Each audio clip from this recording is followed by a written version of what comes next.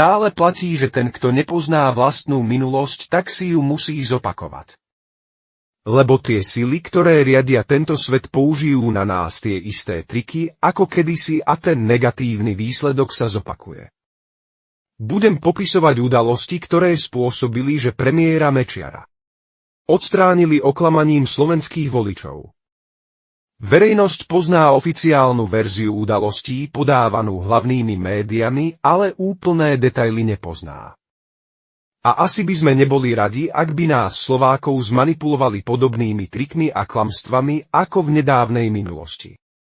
Vo videu natočenom 12. marca 2017 nám Vladimír Mečiar oznámil fakty, o ktorých som nevedel a ani som o nich nikde nečítal.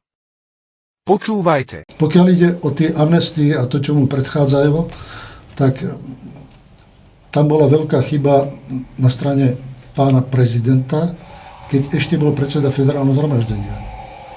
Prišiel do Technopolu za poskytnutie pomoci z federálnych fondov na vyrovnávanie schodku zahraničného obchodu, si vypýtal úplatok $2 300 000. To sme nevedeli nikto. Prečo to teraz vieme? No lebo keď sa začalo šetriť, tak to vyšlo najavo a zástupcovia Technopolu to potvrdili, že to takto bolo. Aj svedecko výpovede, aj dokladný. Peniaze boli poukázané na firmu Syna. Firma Syna, ktorá mala 4 spoločníkov, podelila zisk. 2 boli na západe, boli odsúdení, aj väznení. 2 boli na Slovensku, tým sa nestalo nič. Takže tam nešlo o nejaký fiktívny podvod s textíliami a s textílom a takýmito vecami? Bolo, pretože na tie peniaze bolo viazané, že bude aj nejaké plnenie a to plnenie nebolo. Preto ten Holandian, ktorý to plnenie nedostal, dal podnet na šetrenie pre podvod. Takže tento podvod vyplynul práve z toho, že peniaze boli rozdelené a obchod nebol. Takže toto sa stalo a na základe toho potom začali orgány v Nemeckej spolkovej republike trestné stíhanie a vydali medzinárodný zatýkač na tých 2 na Slovensku. Jeden z nich bol Michal Kováč mladší a druhý bol Kočner. No a keď tento zatýkač prišla prvá informácia na Slovensku, tak vystúpil pán prezident a povedal, že to nie je jeho syn. Doteraz som túto informáciu nikde nezachytil, že Michal Kováč starší pochybil, lebo sa správal korupčne. Podľa môjho osobného názoru bol vydierateľný, takže so solídnou pravdepodobnosťou Kováč starší a najmä mladší museli zahrať únos do Rakúska, čo by médiá mohli zvaliť na vtedajšiu vládu a SIS. Lekár rakúskej polície po prehliadke Kováča mladšieho skonštatoval, že bol opitý, ale veľmi mierne, a podľa tohto lekára si do kufra auta, v ktorom ho našli pred policajnou stanicou v Rakúsku, si vliezol sám a pri plnom vedomí. Podľa mňa to bolo zinscenované divadlo. Na Slovensko sa Michal Kováč mladší vrátil omilostený amnestiou, ktorú mu vystavil jeho otec prezident Kováč.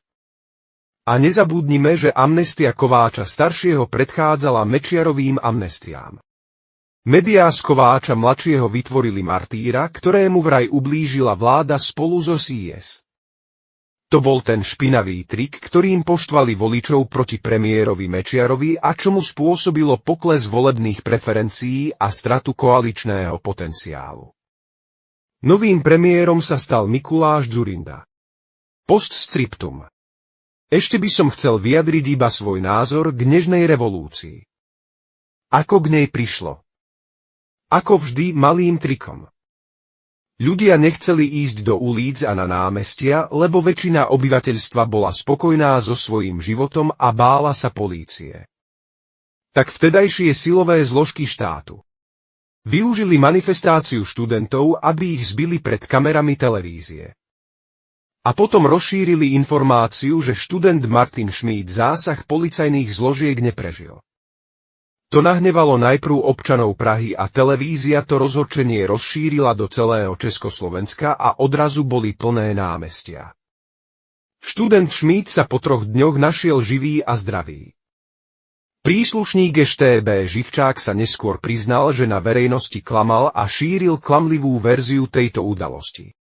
A Wikipédia skonštatovala, že to bola dobre naplánovaná aj uskutočnená provokácia ŠTB. PS. Zaujala ma aj mailová komunikácia bývalého ministra Lajčáka s poradcom prezidenta Trumpa. V nej bola informácia, že do týždňa padne na Slovensku vláda, čo sa aj splnilo a Fico musel odstúpiť. Ako to vedeli vopred? Takže pád vlády na Slovensku sami zorganizovali. Hlavný tlak na vládu od verejnosti bol vytvorený tragédiou novinára. Teraz vyslovím moju súkromnú hypotézu, na ktorej to možno bolo celé postavené. A tá hypotéza je, že od 60. rokov 20. storočia existuje technológia, ktorou prekopírujú vašu DNA inej osobe a trvá to iba 4 dni. Teda je možné, že v hrobe novinára leží niekto iný, možno bezdomovec, ale má DNA tragicky zosnulého novinára. Ak by niekto časom chcel forenzné dokazovanie, kto leží v novinárovom hrobe, tak by nič nedokázal. A originálny novinár si behá aj s frajerkou po svete pod iným priezviskom a užíva si prachy za herecký výkon. Kým Fico musel odstúpiť.